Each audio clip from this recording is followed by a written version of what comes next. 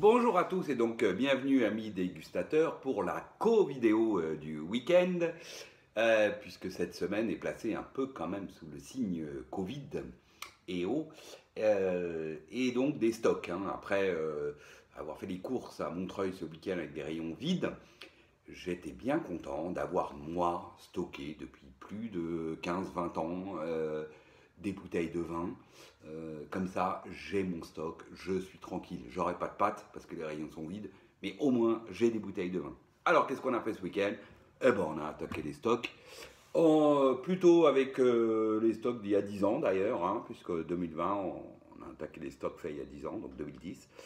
Même si on va commencer par un 2008 avec ce Chambol Musigny premier cru derrière la grange 2008 de nos amis Christian Prune, Elisabeth Amiot Cervelle. Alors, donc très joli premier cru de Chambol derrière la grange.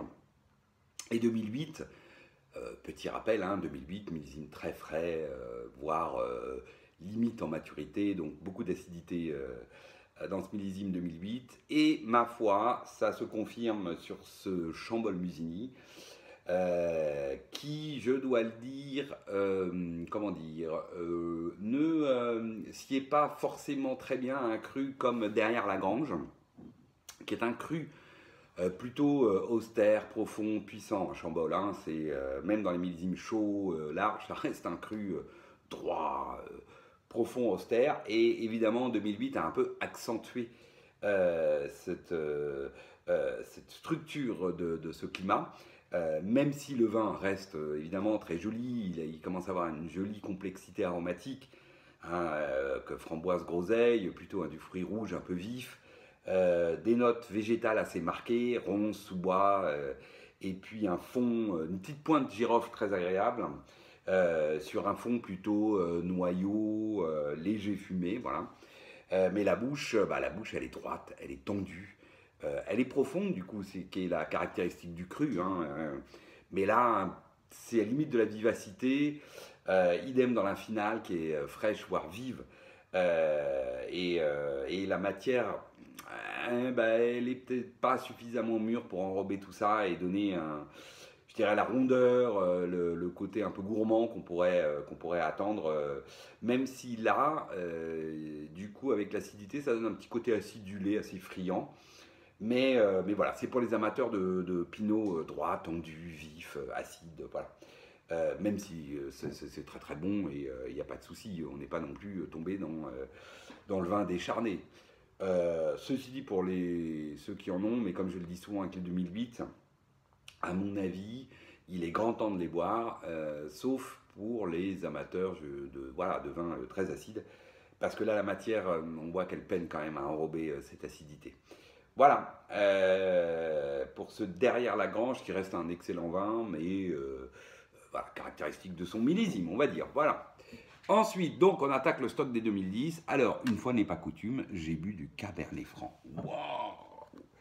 Et entre autres, avec ce Saint-Nicolas de Bourgueil de Frédéric Mabillot, à chaque fois je me trompe, la cuvée Couture 2010. Alors, bon, un nez typiquement Cabernet Franc. Assez élégant, faut bien le dire, pas extrêmement expressif, mais joli pour un vin qui a 10 ans.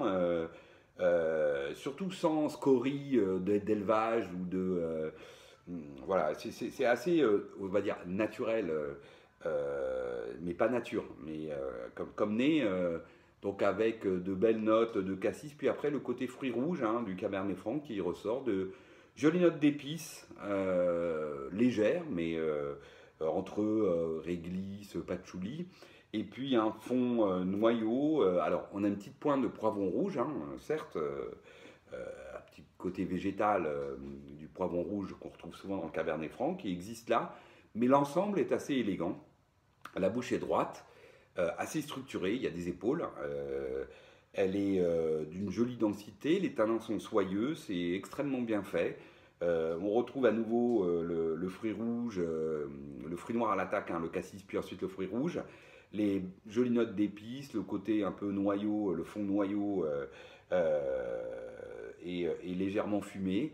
Et puis, jolie finale, droite, profonde. Voilà, et puis avec une jolie persistance. Bref, un joli vin, c'est très bon. Voilà. Moi, c'est pas ce que je préfère, le Cabernet Franc. Mais enfin là, au moins, il n'y a pas les scories que moi je n'aime pas dans le Cabernet Franc, hein, le côté vraiment poivron rouge végétal que je n'aime pas trop. Là, c'est très équilibré et c'est un joli vin que ce Couture de Mabilo. Je regarde parce que chaque fois je me trompe, c'est bien ça, Mabilo. Ensuite, qu'est-ce qu'on a bu? Alors, un autre 2010, puisqu'on a attaqué les stocks de 2010. Alors ça, ben, vous ne saurez pas si je ne vous le dis pas, parce que l'étiquette a un peu souffert.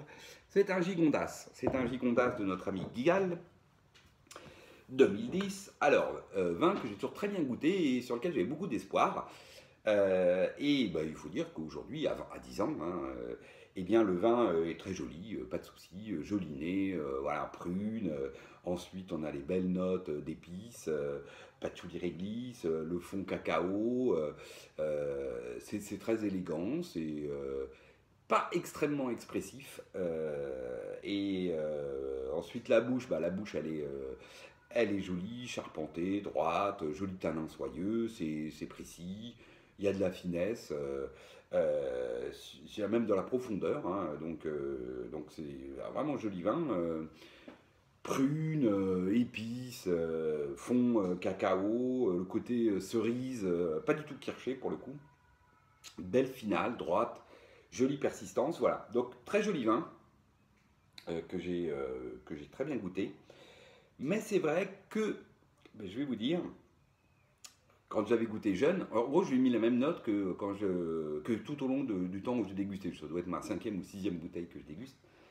Et ben, la note est restée toujours équivalente. Alors qu'au début, j'avais pensé que ce vin avait vraiment un potentiel pour être un très très bon vin dans le temps. Et ben, j'allais dire, hein, comme souvent chez Guigal, en fait, les vins sont bons à l'origine. Et puis, finalement, enfin, je sais pas comment dire ça, mais ils évoluent pas forcément comme on attend. Voilà.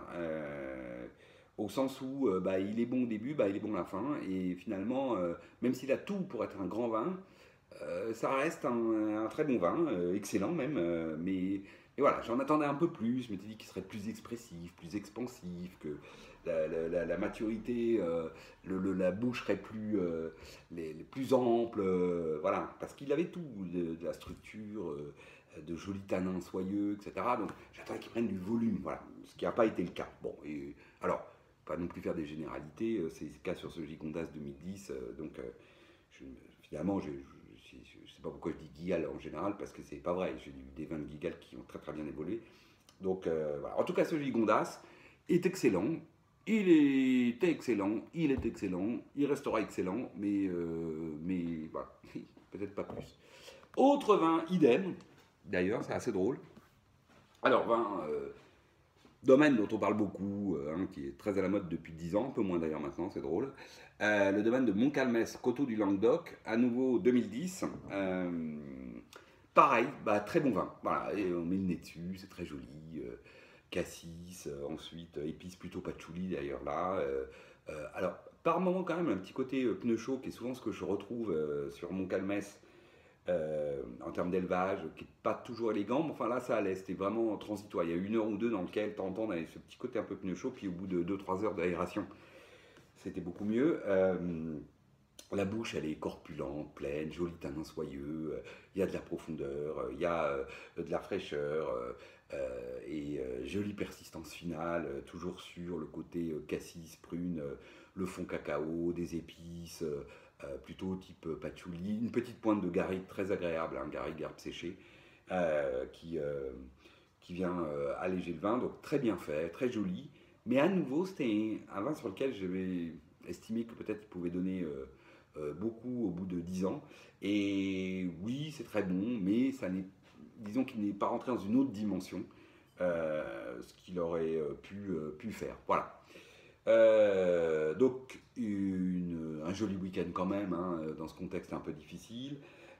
On a pris du plaisir en commençant donc en vidant les stocks de 2010 Et puis je souhaite donc à tous de pouvoir faire le plein et de pouvoir commencer aussi leur stock 2010 et puis surtout sortez masqués entre guillemets, faites attention et je vous souhaite à tous surtout une excellente santé. Allez, à bientôt.